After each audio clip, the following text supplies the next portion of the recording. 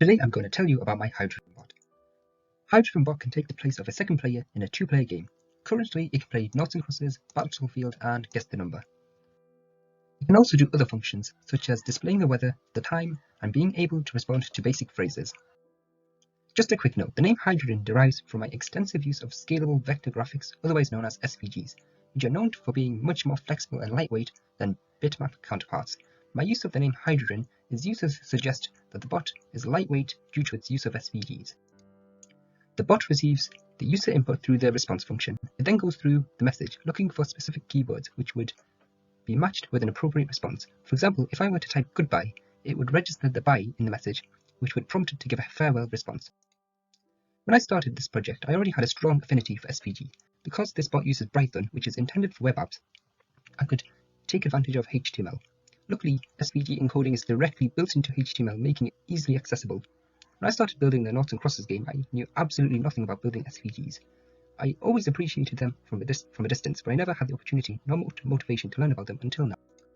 I turned to W3 schools to get the basics of SVG. I learned how to make rectangles.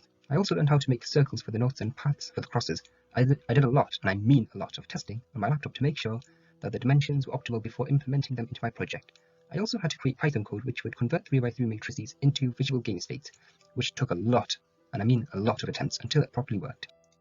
So here is the code. What it basically does is convert a 3x3 matrix of this into this. So why did I make it like this?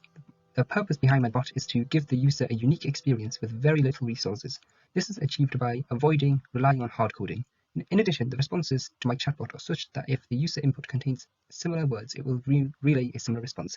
For example, asking what day is it will give the same response as do you know the time, because the words time and day are registered as a request for the date and time. However, in some cases hard coding is unavoidable. For example, I had to create a specific set of responses depending on the user input. This bot is unable to learn from previous patterns and give new responses. In addition, I have an array of facts which are outputted when the user requests for a random fact. So now let's have a demo of this bot. Here we have over 500 lines of code and we're going to run it. So if you say hello, it will give you a response back. If you ask for the time, it will give you the date and time and will package it in a nice little SVG. You will notice that my graphics are not too overly complicated. This is by design.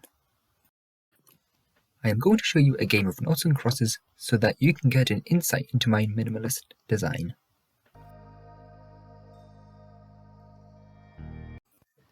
And I won. How it works is that it checks the user input to make sure that it is a number between 1 and 9. It then gets that number, uses it to determine a position and draws a circle on the current SVG. When it detects a 3 in a row, it draws a red line through it and exits the game mode. I am now going to give a demonstration of my battleship game. Enjoy!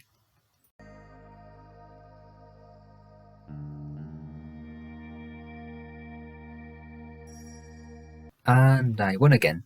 I had to speed it up because the game was taking quite a while. This game was much easier to code. It gives you a number and you have to correctly guess it. The answer was 27. Finally, I gave this chatbot the ability to find the weather. I did this by using the Open Weather Map API, which is publicly available. Let's have a look at the weather for Newcastle.